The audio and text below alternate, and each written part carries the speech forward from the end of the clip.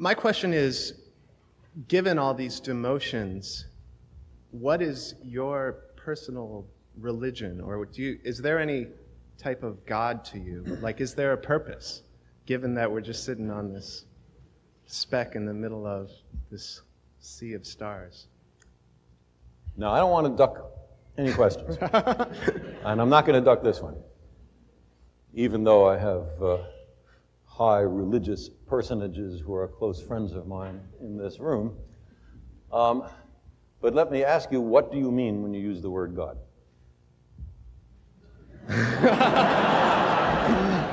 Well, I guess what my question, it's like, is there a purpose for, I mean, given all these demotions, why don't we just blow ourselves up?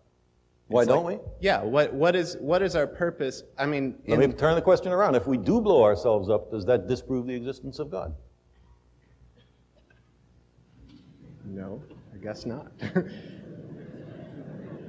I mean, it'll be a little late to make the discovery, but still. Yeah. I guess what I'm asking is, since as we kind of make God almost go away in this, as he, through these demotions, and I don't mean he, because who knows what God is, but still saying it makes it sort of icky, doesn't it? Yeah, it's tough.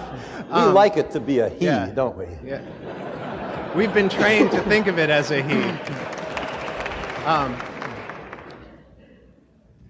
It seems that through the ages, humans have created a mythological framework that has always often involves some kind of higher spiritual powers. And as every human culture has done that. As that goes away, as we know more and more and it seems harder and harder to prove that anything might exist like that, where does that leave us? On our own.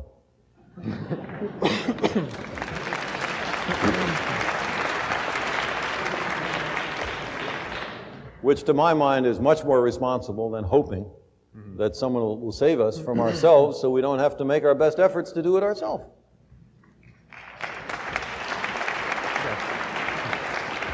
And if we're wrong, and there is someone who steps in and saves us, okay, that's all right.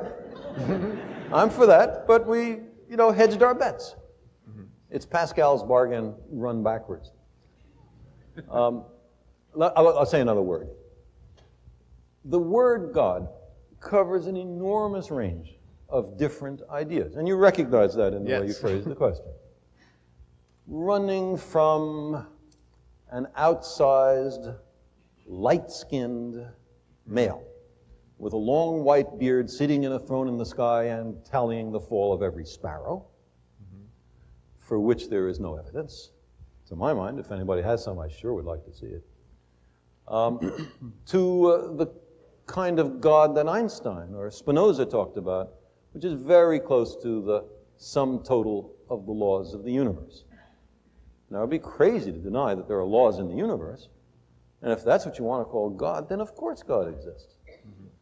And there are all sorts of other nuances. There is, for example, the deist God that many of the founding fathers of this country believed in, although it is a secret whose name may not be spoken in some circles, a roi fainéant, a do-nothing king, the God who creates the universe and then retires, and to whom praying to is sort of pointless. He's not here. He went somewhere else. He had other things to do. Now, that's also a God. So when you say, do you believe in God? If I say yes or if I say no, you have learned absolutely nothing. I guess I'm asking you to define yours if you have one. But why would we use a word so ambiguous that means so many different things? It gives you freedom to define it as you choose. It gives you freedom to seem to agree with someone else with whom you do not agree. It covers over differences. It makes for social lubrication. But it is not an aid to truth, in my view. And therefore, I think we need much sharper language when we ask these questions. Sorry to take so long in answering this, but this is an important issue.